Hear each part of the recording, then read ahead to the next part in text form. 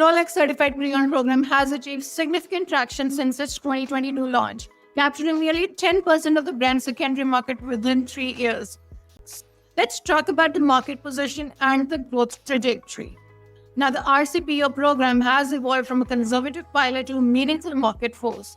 Current performance metrics include the market share approaching nearly 10% of the Rolex 7 billion secondary market, the network expansion from approximately 25 stores at the end of 2023 to 107 doors at the end of 2024. Let's talk about the strategic evolution and the operational refinements out here. Now, Rolex's methodical expansion reflects the brand's characteristic approach to new initiatives. Significant operational recalibration also occurred in the Q1 of 2025 when the expansion was temporarily slowed to address process bottlenecks. Now, key improvements included shifting certification workload to accredited watchmakers at the authorized dealers, with Rolex maintaining the final sign-off.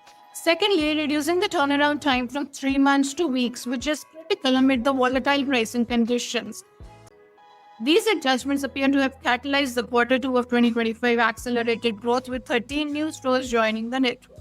Let's now talk about the broader market context. Now, Rolex commands approximately one-third of the entire luxury watch secondary and the auction market, estimated at approximately 20 billion annually.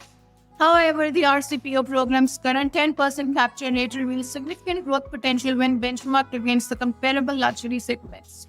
Mercedes-Benz directly owned or franchise dealerships generate 67% of used vehicle sales by value, suggesting that RCPO could potentially expand sixfold while maintaining brand standards. So what are the strategic implications out here? The program represents a calculated move to formalize the brand's presence in the pre-owned market, offering authentication, standardized servicing, and 2-year international guarantees. The operational refinements implemented in 2025 suggest Rolex is balancing scalability with quality control, maintaining brand equity while building the infrastructure to support expanded dealer participation and inventory turnover.